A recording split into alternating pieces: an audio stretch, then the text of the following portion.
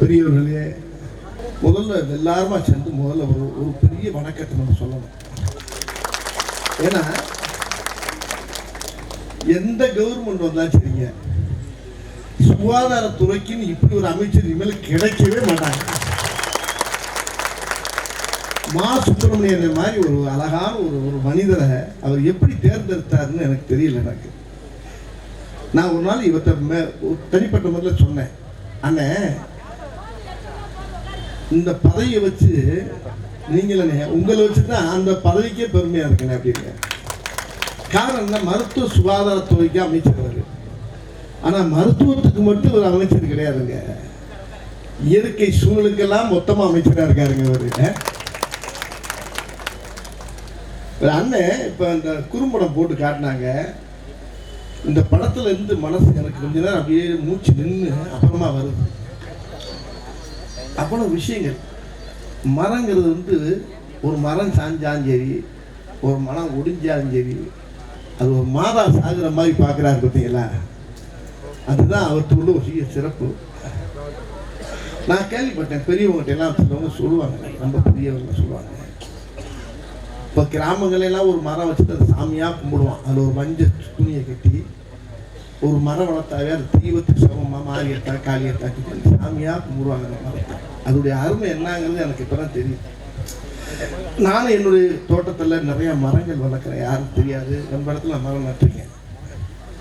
ஆனால் இன்னைக்கு அண்ணன் எனக்கு இந்த வாய்ப்பு கொடுத்ததுக்கு முதல்ல அவருக்கு கோடான கூடிய நன்றி நான் தெரிவிச்சுக்கிறேன். எனக்கு அனுபவப்பிடிப்பு தான் நிறையா இருக்குது. நிறைய கிளவியை கதை கற்பேன், தாத்தா பாட்டிலாம் உட்காந்து கதை கட்டுது, அது நிறைய வாங்கிக்கிடுவேன். ஒரு பழைய நடிகராக இருந்தாலும் அவங்களாம் சொல்லுவாங்க. இப்படி பூரா சொல் புத்தி, எனக்கு சுய புத்தி கிடையாது. பெரியவங்ககிட்ட நிறைய பேசி நிறைய விஷயங்கள் தெரிஞ்சுக்கிறேன். அப்படி சொல்லும்போது இந்த மரத்துக்கு எவ்வளோ மரியாதை இருக்குங்கிறத அவர் சொல்லும்போது அப்படியே நான் ரொம்ப நெகிழ்ந்துட்டேன். இப்போ கூட வரும்போது நான் ஒரு விஷயம் சொன்னாங்க, இந்த ரோடுகளில் வர்றப்ப இவ்வளவு கெட்ட காற்று, காரில் தொழிற்சாலையாக இருக்கட்டும், லாரியாக இருக்கட்டும், எல்லா காற்று ஆட்டோவில் வந்து எல்லாம் இந்த கெட்ட காற்று வருது. அந்த காற்றை பூரா அந்த மரம் தான் வாங்கிக்கிறாங்க. வாங்கிக்கிட்டு அது நல்ல காற்றை நம்மளுக்கு கொடுக்குது. இது யார் உணர்ந்தா? மரத்தை எங்கே நடவுறாங்க அவங்க? அந்த பக்கத்து வீட்டிலேருந்து ஒரு மரம் நீட்டிக்கிட்டாவே, என்ன ஓ மரம் இங்கே வந்து நீட்டிக்கிட்டு இருக்கு அப்படிங்கிறான். என்ன செய்யுங்க, என்ன செய்யுது? மரம் பக்கத்தில் வந்து நமக்கு நீட்டிக்கிட்டா அந்த நிழல் நம்ம வீட்டில் விழுதுன்னு நம்ம நினைக்கவே மாட்டேங்கிறான். மரத்தை வெட்டியா அந்த உன்னையை வெட்டு வாங்கிறான். 2 நிமிஷம் 2 நாளைக்கு சண்டை போடுறாங்க, 3 நாள் இவங்க வெட்டிக்கிறாங்க, மரம் அப்படியே இருக்கு. குலகேசாயி எப்படியா இருக்குது, இவனும் ஜெயிலில் இருக்கேன், அவனும் ஜெயிலில் இருக்கான். ஆக அந்த மரத்தை நேசிக்க மாட்டேங்கிறான். அந்த மரத்தை வந்து மரத்தை வச்சு பூரா ஒரு 7.5 8 ஒரே கேஸு. அப்புறம் இன்னொன்று சொல்கிறான், மரத்தை வெட்டியாச்சு. அந்த மரத்தை வெட்டினதுக்கு முன்னால் இவன் வீட்டுக்குள்ள ஒரு ஓரமாக பாத்ரூம் போடுறான். நீட்டிக்கு இந்த மரத்தை வெட்டிட்டான், பாத்ரூம் போடுறான், உன் வேறு உள்ள வருது அப்படின்ட்டான். அவன் ஐயோ மொத்தத்துக்கு நம்ம வீடியோ எடுக்க வச்சுருவான் போட்டுருக்கேன். அவன் அவனை படாத பாடுபடுத்தான். இந்த மாதிரிலாம் மண்டக்காரங்கெல்லாம் நிறையா இருக்காங்க. அவங்க படுத்துகிற பாடம்லாம் இங்கே பார்க்கறது. ரூல்ஸ் பேசுவான், சட்டமே அவனுக்கு தெரியாது, சட்டமும் தெரியாது, விட்டமும் தெரியாது. ஆனால் அவன் பேசுகிற பேச்சை பார்த்தேன், ஏ மரம் என்ன வயிற்றுக்கு இங்கே வந்து நீட்டிக்கிட்டு இருக்கு. மரம்டா, இந்த மரத்தை பற்றி அவர் சொன்னார் பாருங்க, மரத்தை அவனை கேவலமாக பேசுவான். அதே நேரத்தில் பார்த்தீங்கன்னா இன்னொரு பாருங்க, அவன் நீட்டிக்கிட்டு இருக்க மரத்துல வந்து மாமரமா இருக்கட்டும், கொய்யா மரமானு பேசாம இருக்கான். பேசாம இருந்து என்ன செய்யலாம், அங்கிருந்து மாடியில இருந்து இவனை பார்ப்பான். இந்த மாதிரி உழுகிற பழத்தை பூரா இவனை பார்த்துக்கிட்டு தான் இருக்க. நாங்க உட்கார்ல 2 ஆட்டையை போட்டாலும் இவன் தெரிஞ்சுக்குவோம். எது இருந்தாலும் எண்ணிட்டு எனக்கு கொடுத்துரு, உனக்கு கொஞ்சம் தரு.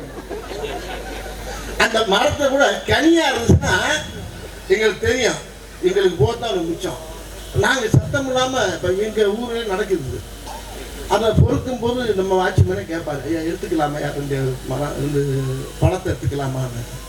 2 எடுத்துக்க, அந்த 10 தள்ளி விடுங்க. அப்போ கூட அந்த அதை கொஞ்சம் நிதான மாட்டாங்க. அடுத்த வீட்டில் நீட்டிக்கிட்டா கூட அது அவன் அது கனி மரமாக இருந்தால் அவன் அதை எண்ண ஆரம்பிச்சான்.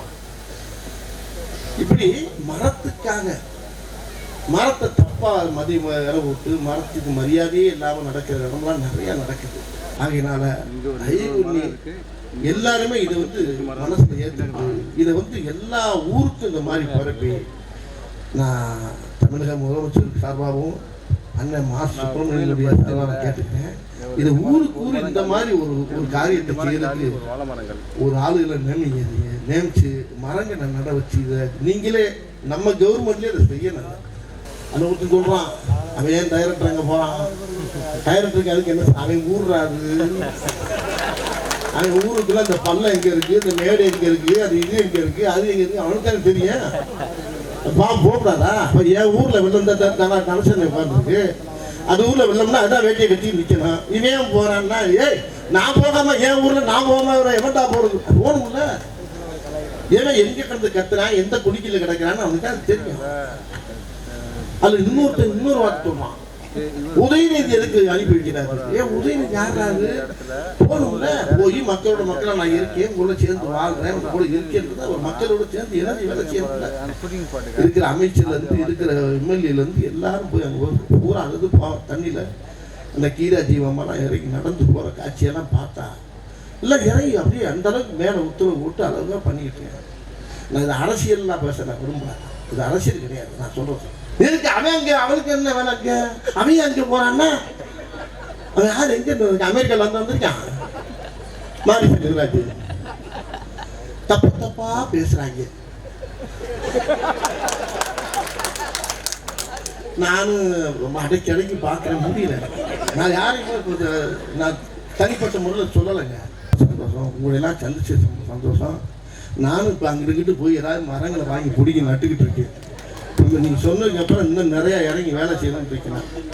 இது ரொம்ப நல்ல விஷயம். இது இயற்கை குழந்தைகள் இங்கே உட்காந்துருக்கோங்க, இயற்கை பெற்ற பிள்ளைகள் இயற்கையை நேசிக்கிறாங்க பார்த்தீங்களா. அந்த இயற்கை தான் கடவுள், கடவுள் தான் இயற்கை. அதனால் இதெல்லாம் இயற்கை சமாச்சாரம். ஒரு மரம் வளர்ந்து பார்க்கும்போது அப்படியே நம்ம கண்ணுக்கு அப்படியே கண்ணில் தனியாக வரும். என் கூட ஒருத்தர் இருக்காரு, ரூபன் சங்கர்னு ஒருத்தர் இருக்காரு. அவருக்கு தங்கச்சி இறந்து போச்சான். அவர் இறந்தோன்னா ஒரு மரம் தங்கச்சி மரம்னு சொல்லி என் ஆஃபீஸ் வாசலில் உட்காந்து ஊட்டினார்.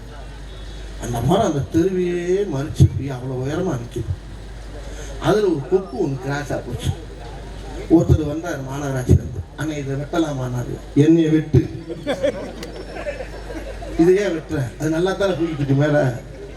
ஐயோ இருக்கட்டும், நான் வரேன். நல்லா இருக்கு அந்த மரம். அதில் கொய்யா மரமும் இருக்குது, எல்லா மரமும் இருக்குது. ரோட்டில் விழுந்து போகிறவங்கலாம் பிறக்கி இருக்கு சாப்பிடுவாங்க. இப்படி நல்ல காரியத்துக்கும் பயன்படுறது, நிழல் தருது, நம்மளுக்கு ஆக்சிஜன் தருது.